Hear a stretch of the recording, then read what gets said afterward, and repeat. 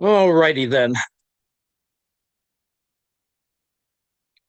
Hello, Wednesday office hours. The actual office hours. I posted here two YouTube links that actually I went through. I completed chapter 4 finally. Um, Only took 2 hours. And below is, I think, last week's office hours is right here below. And maybe I'll do this in the future. We'll see. All right, let's get on with this. I put in a figure from the chapter. Therefore, in the neoliberal era, the network comes to take the hub and spoke configuration to provide maximum efficiency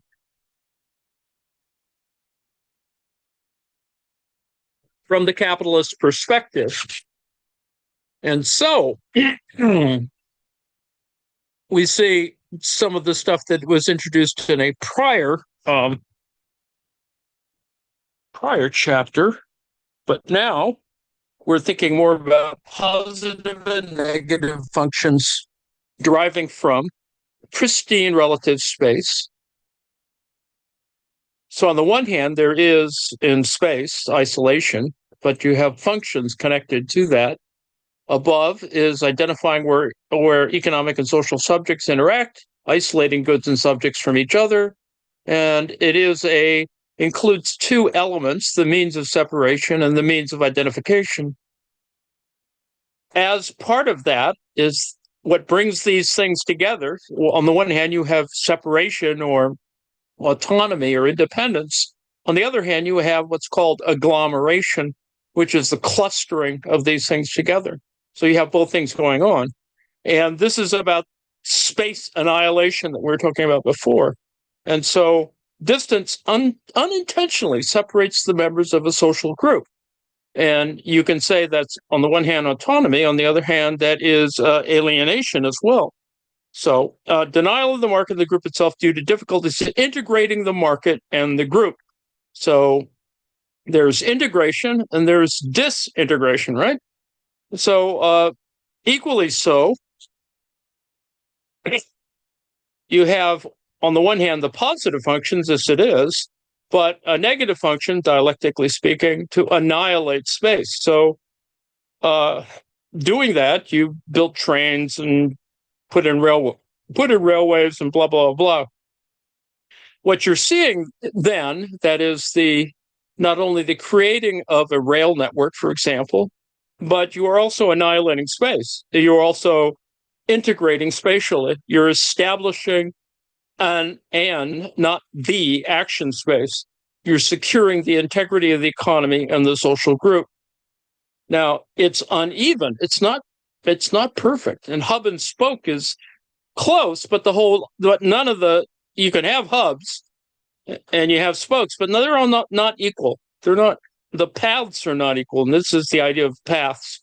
So all of this is to describe the difference, as in the prior chapters, formal subsumption and real subsumption. So you have this kind of, we think of the space, or the space has this formal element to it, but it's not fully realized. In fact, that's what Marx is doing when he talks about, capital. He's talking about realization. So anyway,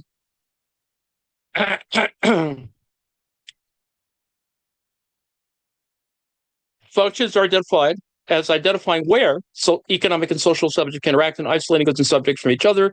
Negative functions are identified as distance, unintentionally separates the members of a social group.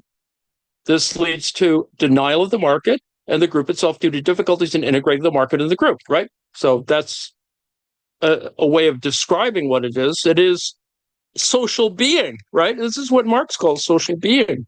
So it's not that in the formal sense, and in a real sense, one needs to that's the whole point of subsumption, is that relative space is subsumed, right? this is, achieving species being in nature, blah, blah, blah. All that, the metabolic element appears. And that may be a long way to get to what we think of just being in the world, but actually that's really important. It helps establish culture, et cetera, et cetera. All right, so that was the diagram that I started. Chapter 4 is about relative space. It has several sections. I noted those yesterday and the day before that, because I went through the whole thing before, and you can listen to that in the tax space. Properties of relative space and its dialectics, annihilation of space, the real subsumption of space by eliminating space itself, the real subsumption of space by eliminating space itself, that is agglomeration.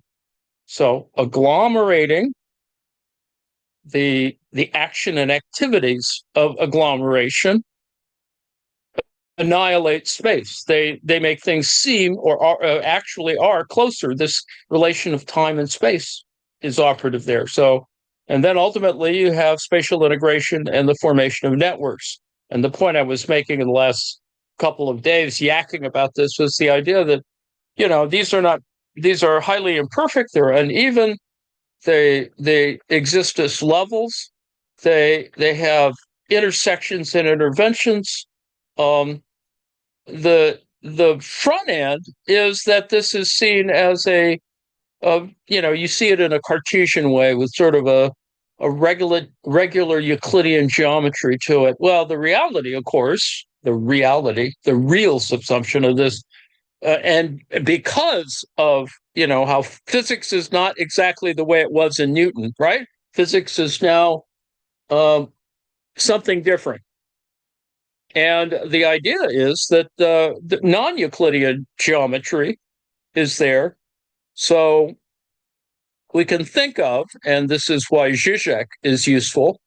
Well, maybe not useful, but people like Zizek are useful because people like Zizek remind us that it's not purely Euclidean, it's non-Euclidean. Stuff's curved, stuff happens. Dimensionality occurs, and these are, I think, what Lefebvre was talking about, or was influenced by when he first started writing about this in the 40s and 50s. And ultimately, this is kind of where we are. The idea of thinking of, you don't want to call it quantum or anything, but there's greater dimensionality. It is as though, we're working on our laptops as we're riding our train into the annihilating space going into the city or whatever.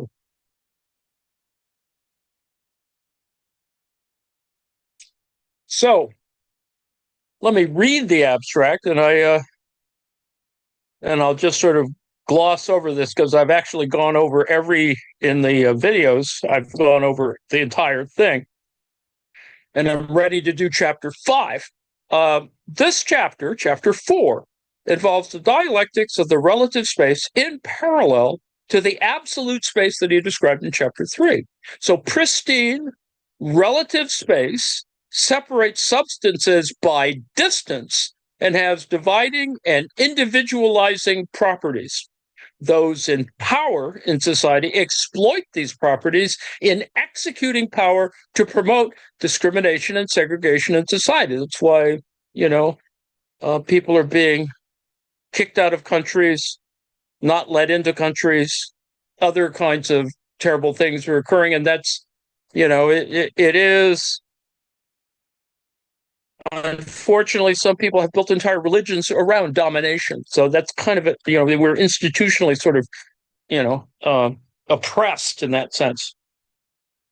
And people go along with it, legitimate it. That's another issue. And of course, people form governments and states, et cetera, et cetera. The divided space thus functions in contradiction to egalitarianism and fraternity. See, there are things that operate. We'd like to think that everything is, as in primitive communism, egalitarian, that primitive communism suggests that, it's more than the family unit. It's like, we just agglomerate. We get together, we do stuff, we respect each other, et cetera, et cetera. But that doesn't happen. And, as things evolve, as modes of production move from primitive communism to feudalism to capitalism. So the distance property of relative space needs to be annihilated through agglomeration, clustering, and spatial integration, constructing the network to transport and communicate. That this seems all, it seems normal and logical, but it takes a while. It took centuries to, in the primitive communism stage, pre-feudalism, people are just doing stuff. You're in your tribe, you go and conquer people, they conquer you, you go wandering all over the place, and stuff happens. It gets more organized. The feudalism is about that kind of organization, right? The organization of land and manorial and royalty and religions and all that stuff. The distance property of relative space needs to be annihilated through agglomeration and spatial integration, constructing the network to transport and communicate. However, there is a paradox in that the network becomes sparser and the spatial configuration becomes more uneven as transportation travels at higher speeds. And the example I was using yesterday and the day before that was the idea that, and it's the example used by the author, Mizuoka, is the difference between, being in a town or city on a branch line, a trunk line, as opposed to being on the main line where you can catch the bullet train.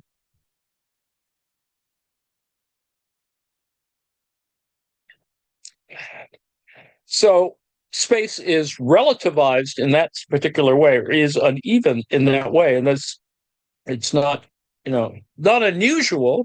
It happens in the world. 4.1, properties of relative space and its dialectic. So it introduces it here. Because of these properties, relative space functions as a discrete, segregating and discriminatory division in society. And, society occurs, stuff happens. And then the notion of distance and decay as, it's not perfectly even, and is, it's just a way of describing the dynamic of things that are in space, but also they affect whether it's velocity or some other thing. So as one moves from the core of control to the periphery, the power from the center weakens in inverse proportion to the square of distance. Inverse proportion to the square of distance, whereas the social forces opposing this control may strengthen relatively on the periphery. So you have this, these differences, and that describes colonialism. That is, French Algeria versus France, which is always a problem. I mean, it remains so in that some people who grow up in Algeria, when they're always seen as Algerians, even though, they're in France and speaking perfectly good French, et cetera, et cetera. So that kind of thing occurs. It's similar in other cultures. Okinawans aren't treated as well in Japan, for example. Similarly, the difference in any country between indigenous people and colonizers or settler colonialists. So that's all there. So the relative speed, blah, blah, blah.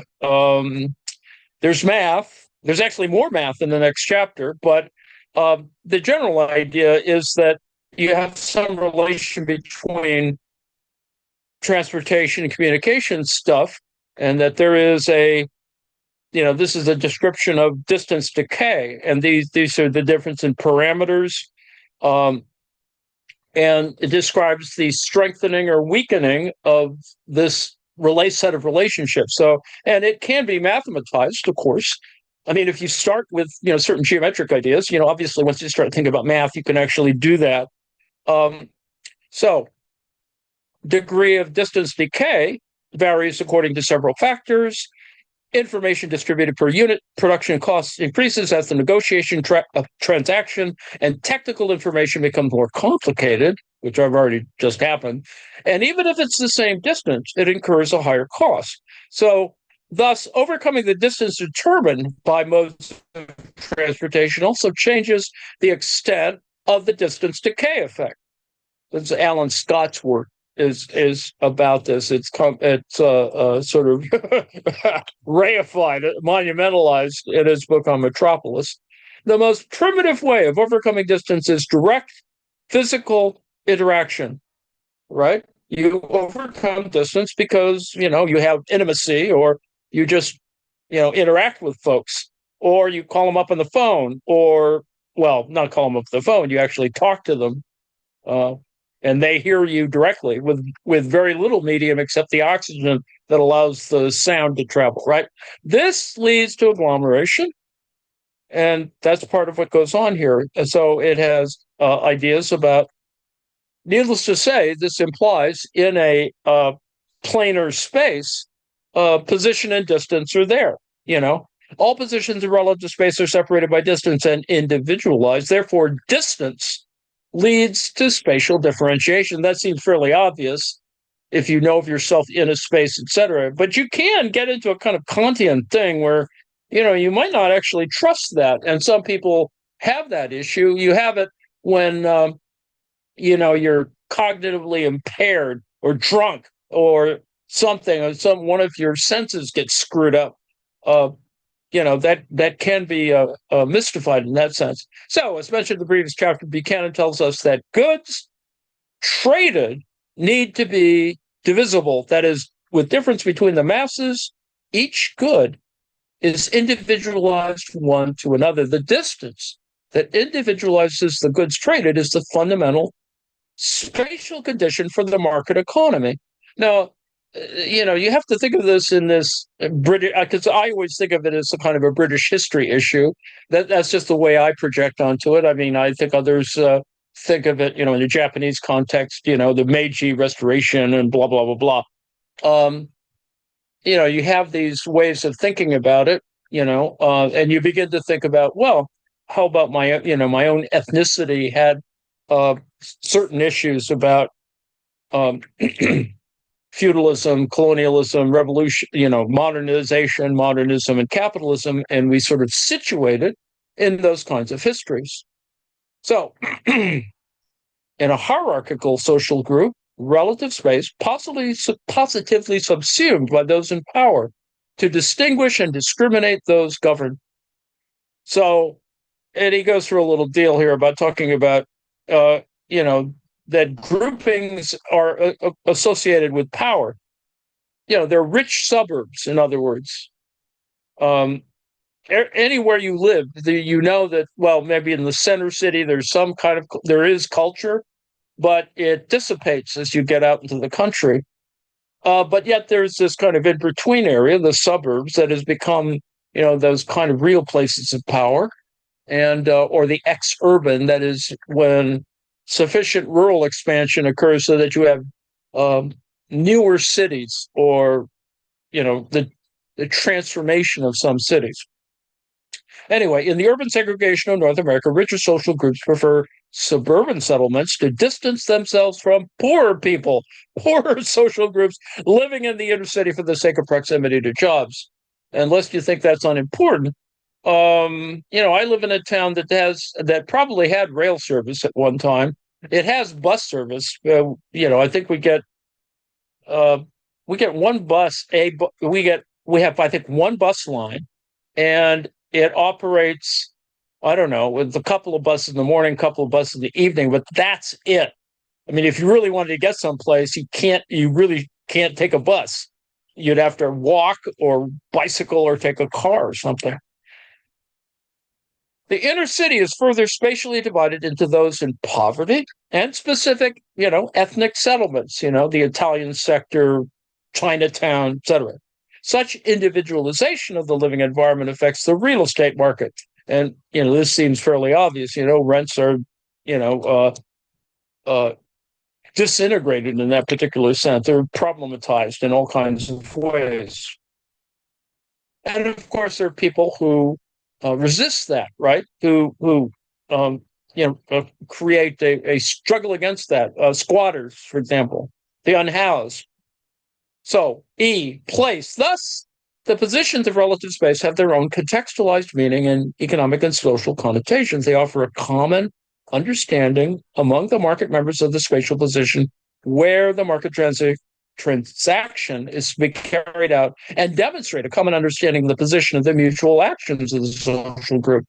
And he distinguishes this difference between, and he gets this from Sack, who has very interesting work. He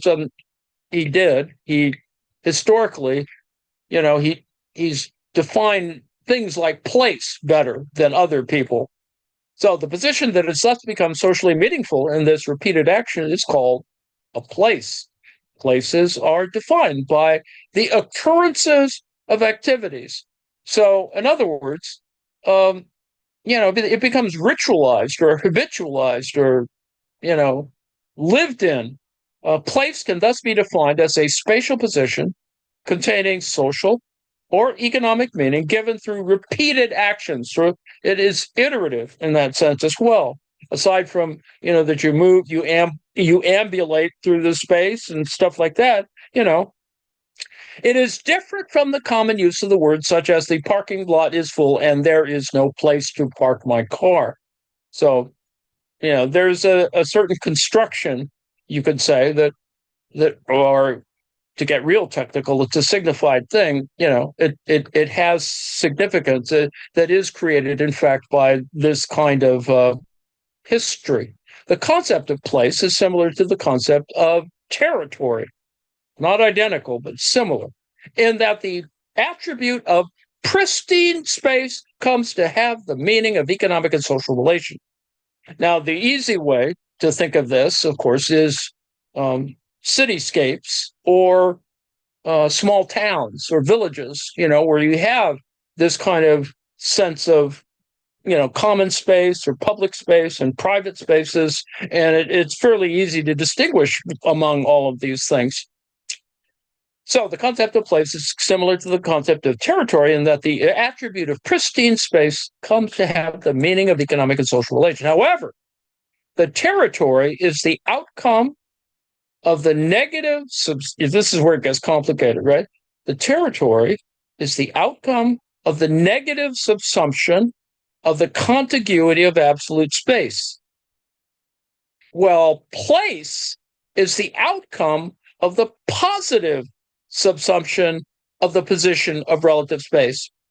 Now, therefore, place is different from territory in that it does not necessarily assume the concept of spatial expanse. So there's a certain kind of contingency built into the senses of place. We have, some things feel like place. Some places don't feel like territory. Territory doesn't have that sense of it. It could be scalar. You have a scale sense of it.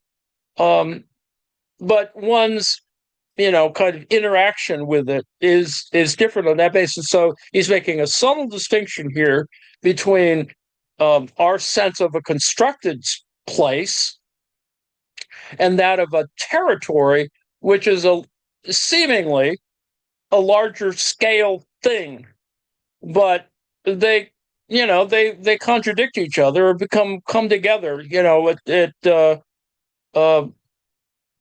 Some places, with due respect, are called bear territory. Well, usually we think of bear territory as way out there in the frontier, but occasionally, and even happens in my town, a bear will come through the damn town.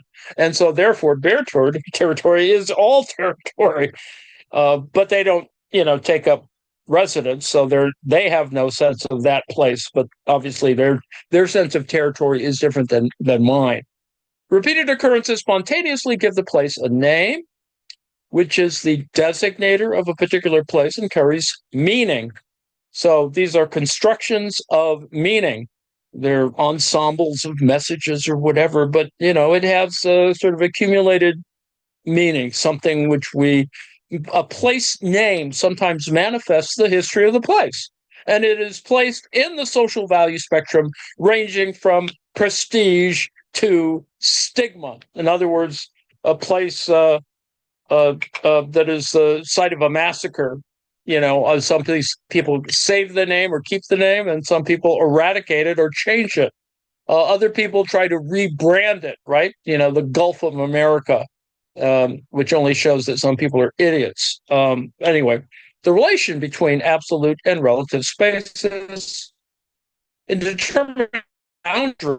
Remember, we talked about the earlier chapter about this idea of a bordering or boundary condition, which is not as palpable as we would like it. So, in determining the boundary and ensuring the exclusivity of territory, each point of the boundary must have a different positional identification.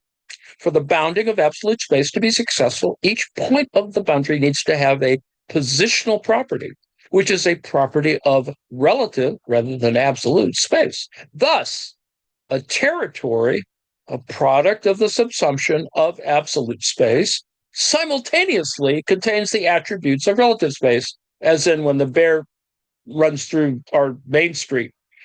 Each position of relative space with individuality is therefore a causal element of the individuality of a country. So the Spanish, named some towns, there's several towns called Oso or Osos, I guess, which is bear in Spanish, I guess, or something, whatever. And so obviously there's some connection. Bear ran through the town or whatever. As discussed earlier, the infinite extent of pristine absolute space ultimately converts to the organization of the collective absolute spaces, which is defined as the aggregate of the fragments of the mosaic of this region. Through the production process of this configuration of space, remember, this is, he's in following Lefebvre, production of space occurs because we are in it. We enact it. Our practices, our lives, our lived experience is within that. Now, making it more palpable is always problematic because that's the kind of the problem of archaeology. You don't have that. It's hard to connect all those things. So the homogeneity, ubiquity. See, this is where he has this one, he puts in these sentences, they're really complicated, that they're complex, but they're not, you can't, well, anyway, the homogeneity, ubiquity, and isotropic nature of absolute space comes to possess the attribute of relative space. Now, what does that mean? I mean, there is this sense that we try and give it order, right? That's why a common area of town square has a certain homogeneity, ubiquity, and isotropic nature because as people think of it as a center of something. It doesn't have to be the center of something, and in fact, many times it isn't. And so people get nuts about that, in terms of, well, we should put a flagpole in the center, or we need to have a statue of a famous thing, or whatever. So you always have these transgressions on this space. Anyway, that's for another time. On the other hand, spatial movements across space require certain portions of absolute space as a right-of-way. This is our whole point of talking about right-of-way in this particular chapter, about thinking about relative space. The movement of peoples, goods, and ideas requires society to set aside roads and the like for transportation and to disallow other activities from taking place on them. And this process of setting roads aside, some people think that's their, goal in life is to, tear down one thing and put in another thing and have goals in it. We've talked about this before. Robert Moses, I guess, in New York, the idea that the city is defined by its transportation system, and in many ways it can be used to exercise power, Poor people don't need to go to the beach, or they need to go to their beaches and not rich people's beaches, and colored folks, etc. Relative space also determines the inherent range that a social entity possesses in performing its action. Damn it. Which defines the size of the action space. Remember, we talked about in the earlier chapter about this idea of a formal or functional space and an action space, one that has, perhaps it's more indeterminate, but it's where life occurs. Yet, as discussed in the previous chapter, political power can sometimes set a boundary to the freedom of movement, for example, using an international border control post beyond which labor cannot move, right? So this is the whole migration problem, the current migration problem. They're coming to take our jobs. Well, they're not really coming to take your jobs. They're coming for jobs, but they're not going to take your job.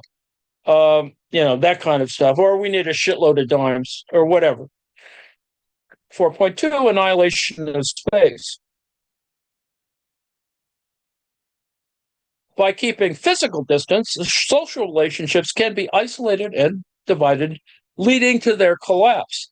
The problem, out of sight, out of mind, expresses this ingeniously. Well, it sort of does.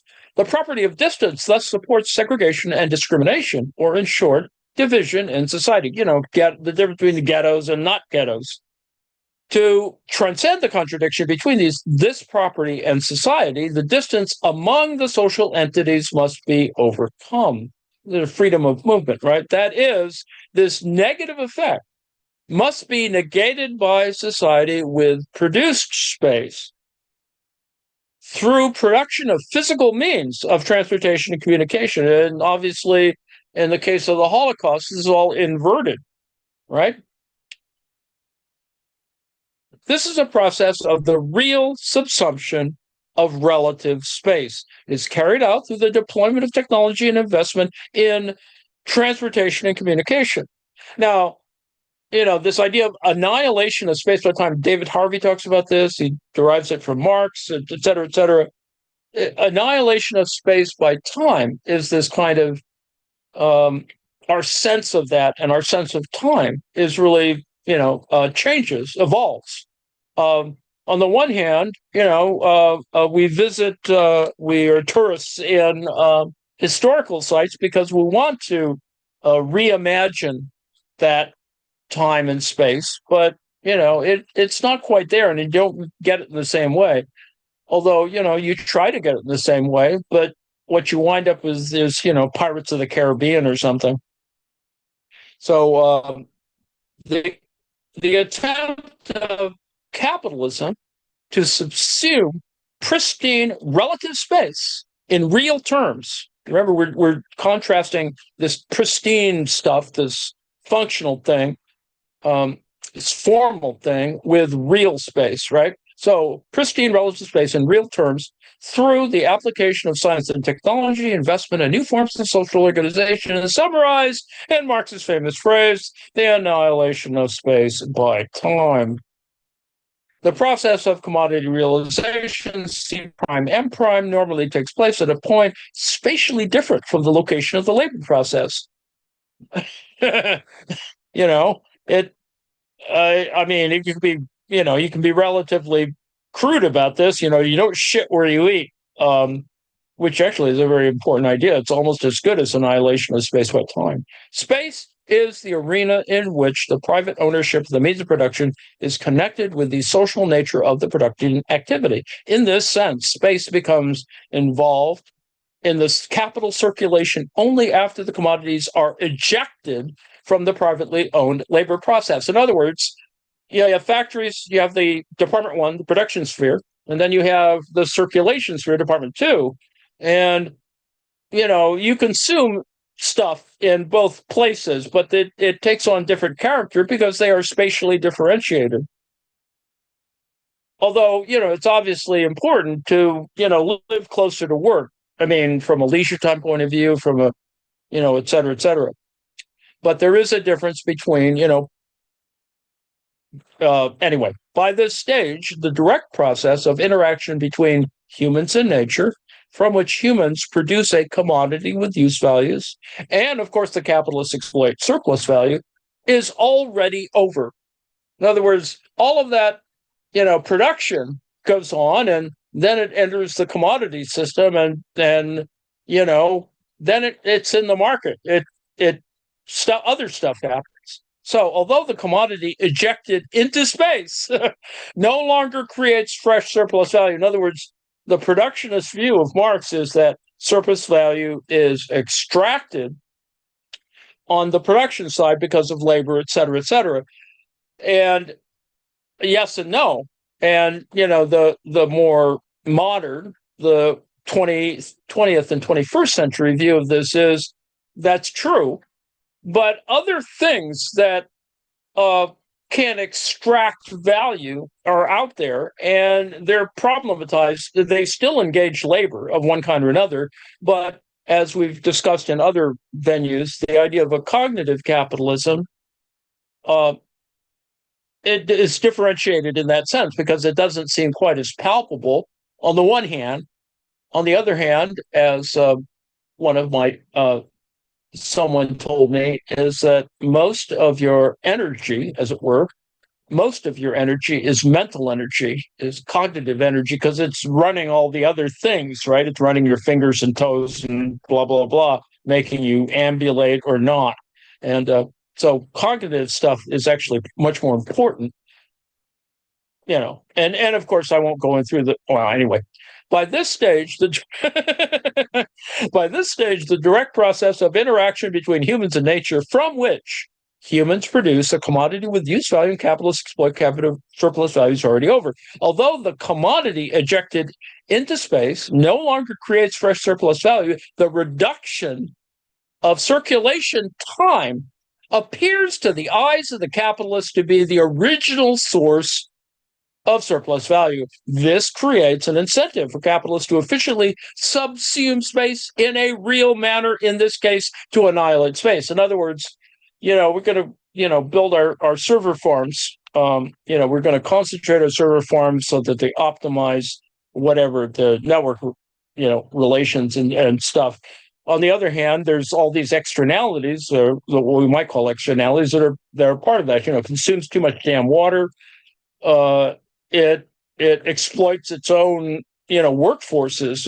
People have to move to wherever the new server farm is or whatever. You get new agglomerations in space. So anyway, in the capitalist economy, so even if capitalists attempt to annihilate space with the most efficient available means, they cannot do so without the people and activities which, given social demand, spread across space, even though it necessitates the means to annihilate space. This is a contradiction inherent in the subsumption of space by capitalism, of which capitalists are superficially aware. So, for example, the Trumpian or, tech bro freedom cities imply that, they'll be so self-sustaining and equitable and blah, blah, blah. But obviously there's another thing at work, and that is, it is this alienation or division into classes. And, we don't want those people, whoever they are, living near us or blah, blah, blah. Or I don't like the people I have to deal with when I go to the supermarket or whatever, and I'm going to go to a freedom city where, whatever. More of my kind are there. So you can see how this becomes apartheid. At one level, it becomes apartheid.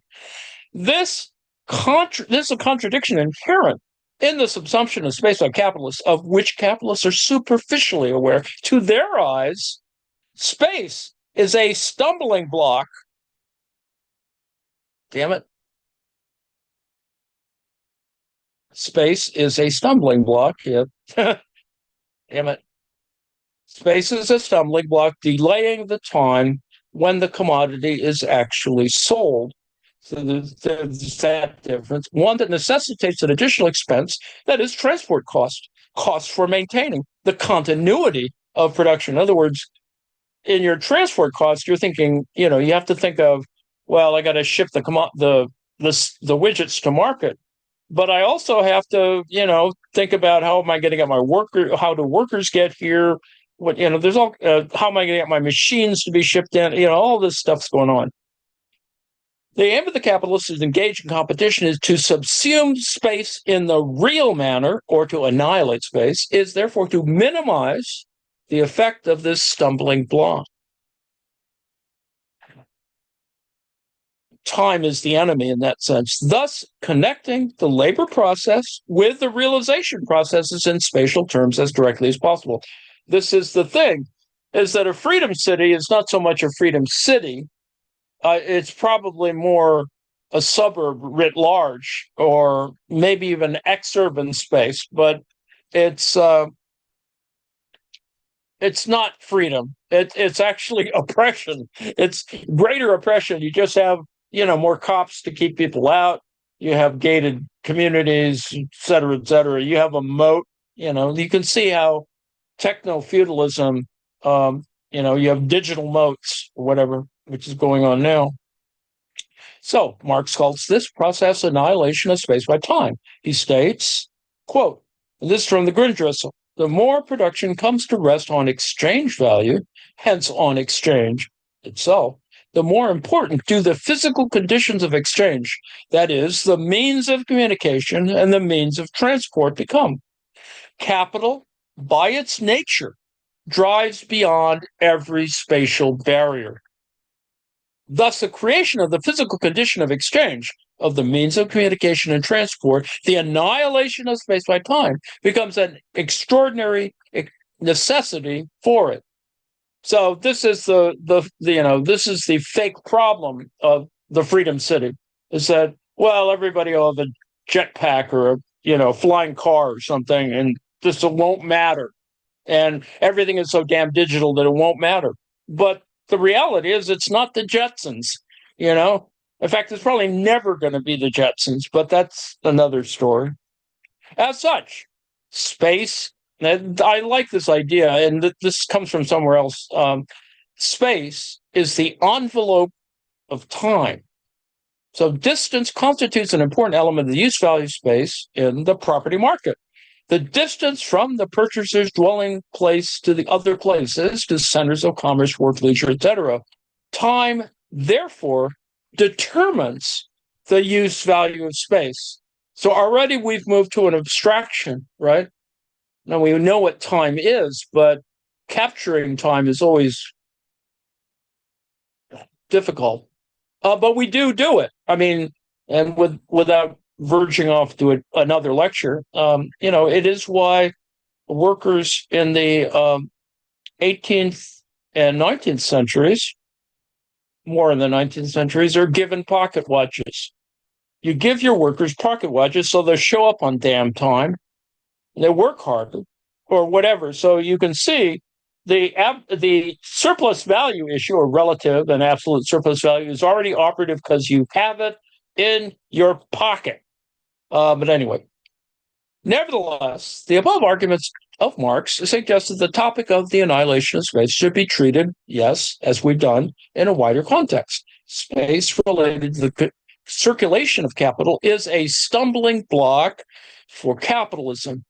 Time is one means of annihilating this stumbling block, but as the discussion of this chapter reveals, these means are not exhausted by time alone. And this time thing is really problematic for a lot of folks. Just-in-time production, flexible production, backward shifting costs, etc. For example, Marx himself discusses another means of annihilating the effect of space in chapter 15 of Capital Volume 2, the continuity of production through spatial agglomeration. Hence, we use the more general term annihilation of space rather than Marx's own more restrictive phrase, the annihilation of space by time. So time is too abstract in order to work with that. But yet it's there. It's always going to be there.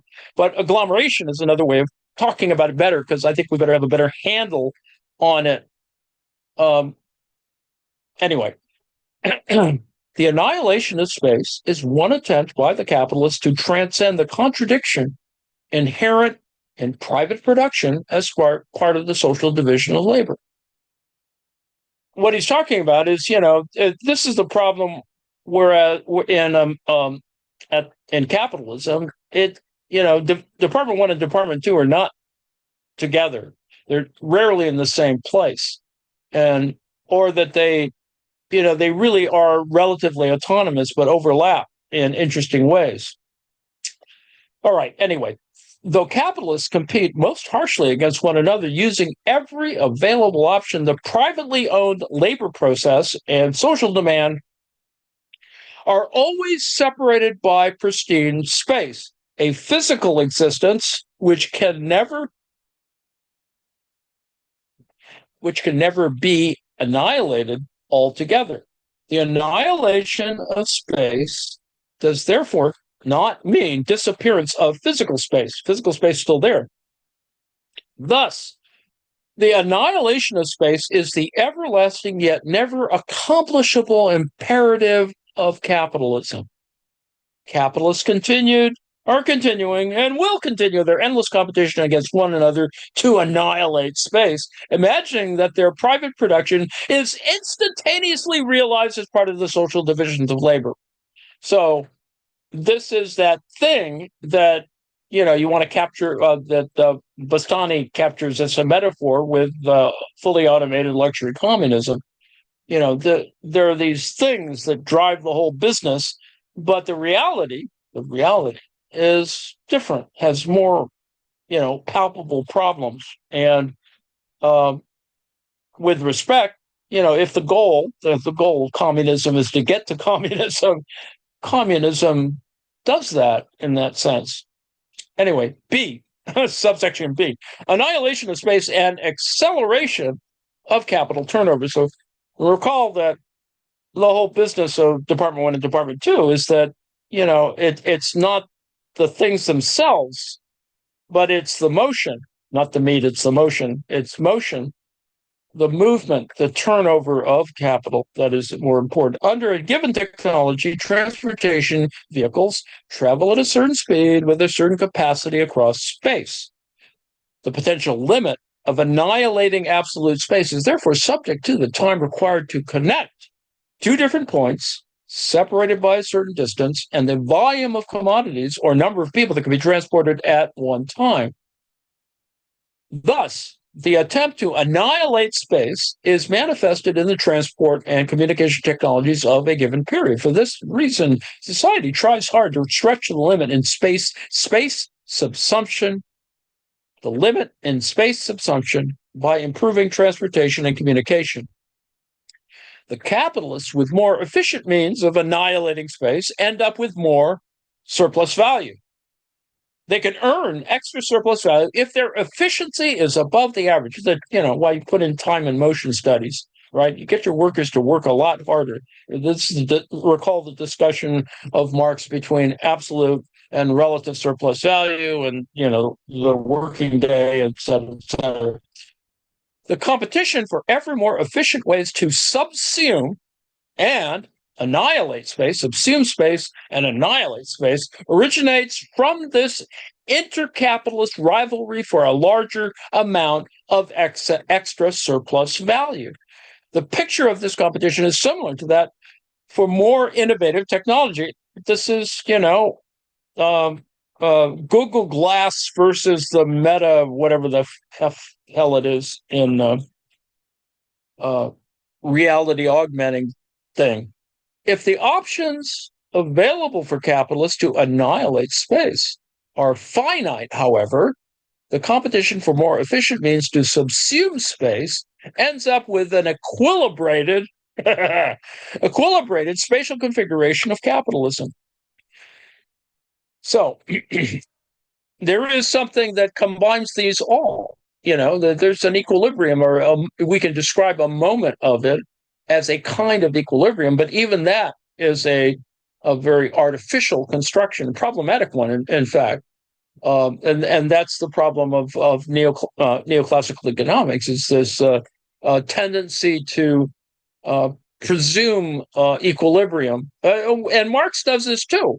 Marx has a idea about general equilibrium because of its relation to quote unquote price, but it's always fleeting. We have to think of it as much more, kind of changeable, fungible in that same sense. In a capitalist economy, the higher velocity of the turnover of capital, the more frequently the same labor process can be repeated, hence the more surplus value can be exploited. And Marx states, quote from the Grundrisse, the more rapid the circulation, the shorter the circulation time, and the more often can the same capital repeat the production process. Hence, in a specific cycle of turnovers of capital, the sum of value created by it had surplus value as well, because posits necessary labor always merely as labor necessary for surplus labor. In other words, there's the whole notion of a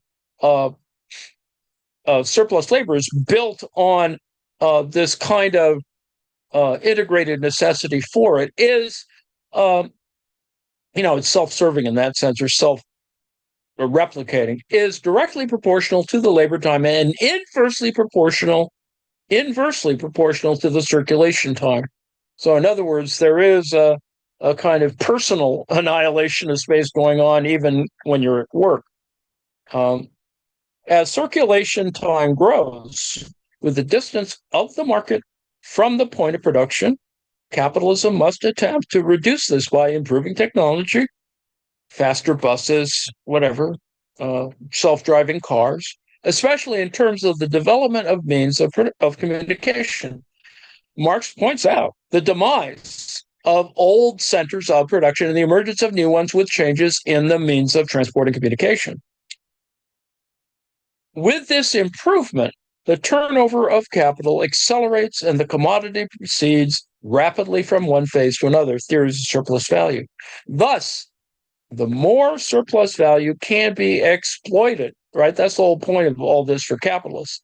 The attempt of the real subsumption of space by improvements in the means of communication and transportation is therefore one of the crucial imperatives of capitalism, a condition for production based on capital and promoted by it for that reason. In other words, the means of transportation and communication are the general conditions of the social process of production, and large-scale industry, recall that Marx talks about this, on which the capitalist mode of production is based, necessitated a revolution in the means of transportation. Without this revolution, the attempt by capital to tear down every spatial barrier to intercourse, that is, to exchange, and conquer the whole world for its market. This is, Marx is not just talking about little revolutions in that sense. Talking about world systems is, only by improving the means of transportation and communication can capitalism annihilate space and time. Alternatively, the result is the same capitalism can reduce to a minimum the time spent in motion from one place to another. I see that I'm running out of time, or that I've already run out of time.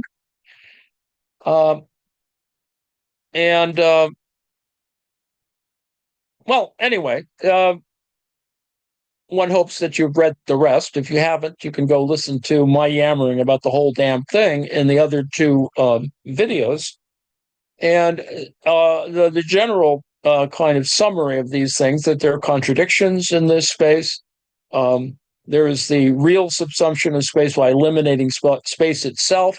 Agglomeration describes, in this particular way, how we agglomerate capital agglomeration is we concentrate it, right? This is how monopolies work. This is how oligopolies work. This is how cartels work.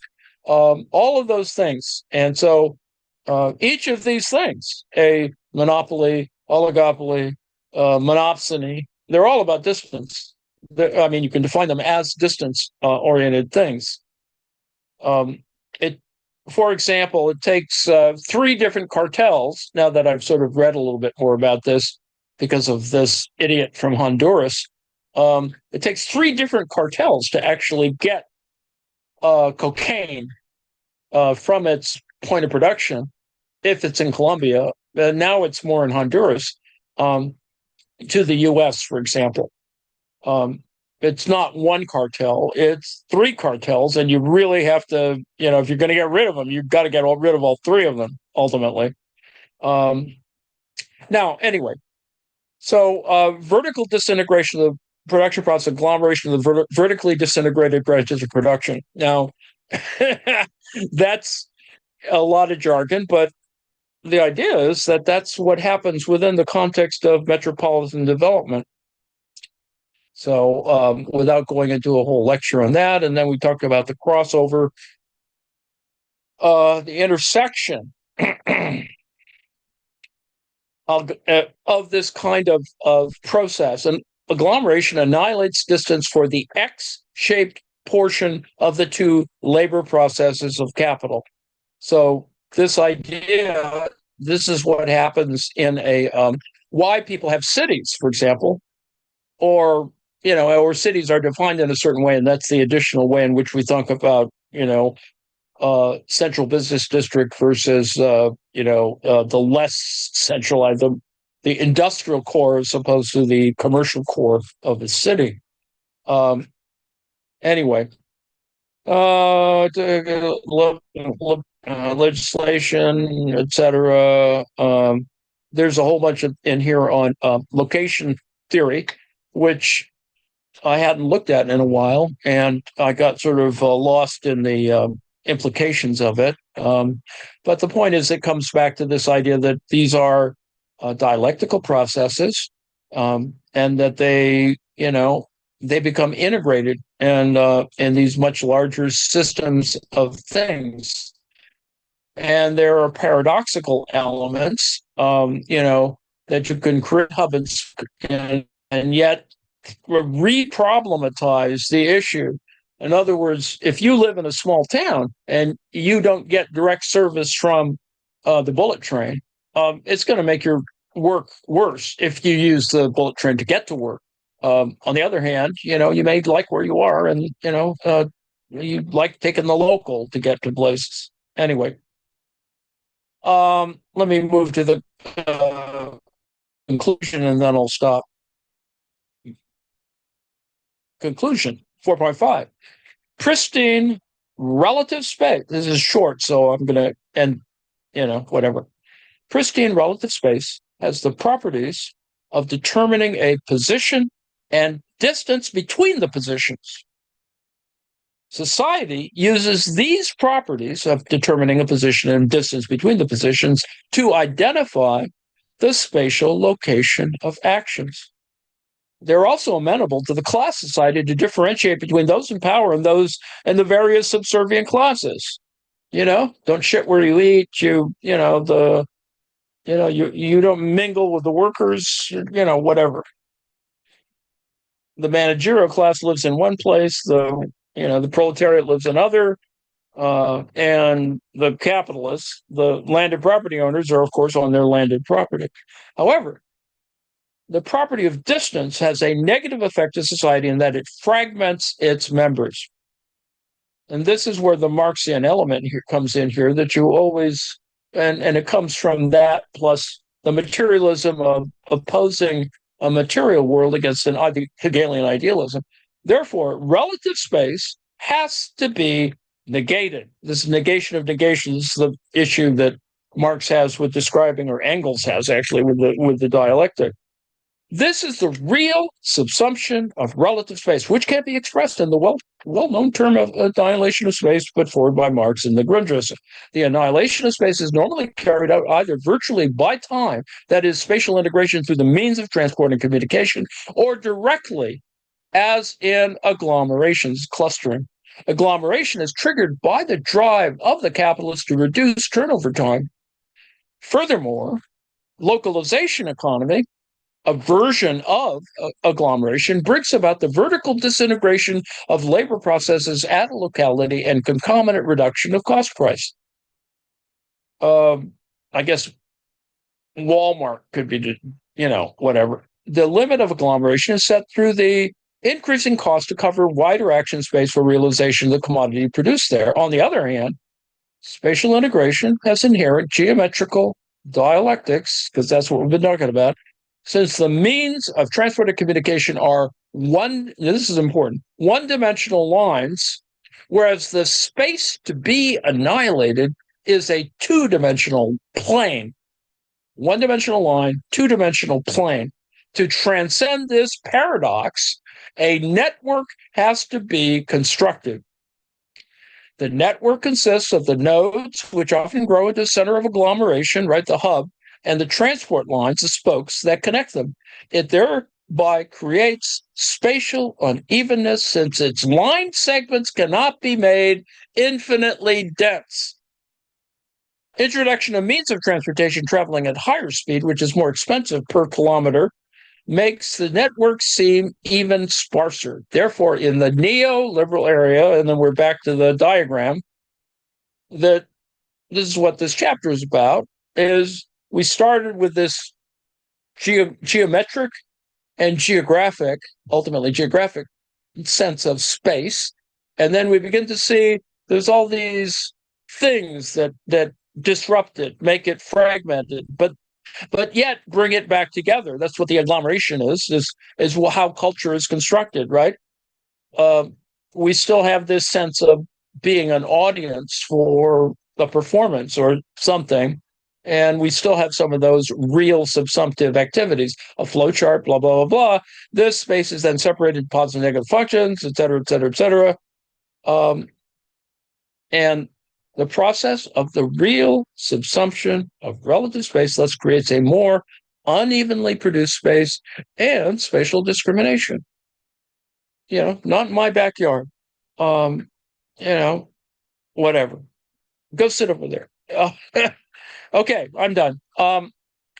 You can look at my other yammerings as we go through this. You can read it for yourself, and I think you can see, other than these very dense sentences that he constructs, which I'm sure is his writing process, where you have to sort of figure out, okay, this fits into this whole discourse.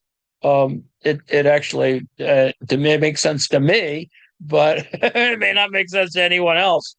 All right, so I'm at the end of that. I don't know if there are any questions. Let me take a look in the chat. People intervening. York and New York. Yes, indeed. Question? Good. Comment? No? Well, it's in the chat there. Agglomeration. It's in the chat there. Yeah, that's it. Yeah, is agglomeration. Wait a second. I'm sorry. Is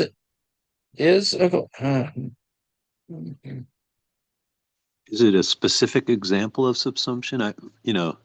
They were sort of using them a little bit synonymously, but then at one point I was like, agglomeration may be like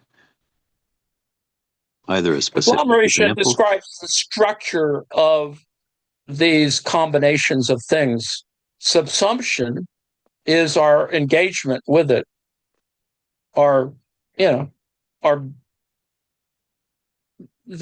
The description of subsumption is much even more abstract than agglomeration. Agglomeration is only a kind of manifestation of some of this activity, but ultimate subsumption occurs with, our being in the world or whatever, right?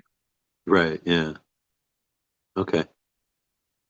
It's too easy to separate it into mind versus body or concrete versus abstract, but that's kind of what it is. That subsumption is this complete integration, the achievement, as Marx calls it, species being, the really what we do. And all of these other comments and stuff are ways in which we talk about the structure of it.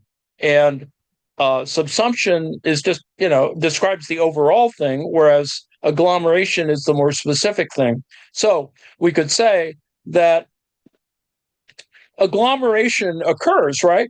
But if I go to the Walmart, the real subsumption is whether I'm going to go in and, buy crap.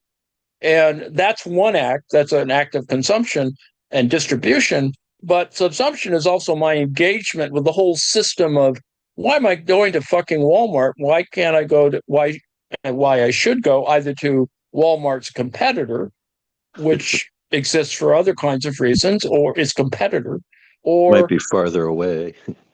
it might be farther away. That's other contingencies that are built into it. But you do it for a variety of reasons. I don't shop at my Walmart because it's Walmart, and I tend to go to other places that provide pretty much the same thing. Occasionally, I will go to Walmart because it actually has, because it is designed in a certain way in terms of volume. Um, they have cheap shit there, but it's not. You have to be really selective. And of course, the idea that I'm propping up capitalism, I'm propping up concentration, propping up a monopoly, that it kills off all my hardware. There aren't any hardware stores. I mean, I used to have little hardware stores in my town. There aren't any anymore. So the It's annihilation it, of space sort of makes sense in that, I mean, it's like to sell something, to make a transaction, to somebody, you need to be together unless it's like you're online, right? But still, there's a certain sense of being together, collapsing or not annihilating space. yes, yes, absolutely. So So subsumption what is going happened? on now, but it's going on in a different way. The structure is different. Well, so something like, with these communication networks, as soon as we were able to talk to each other over a long distance,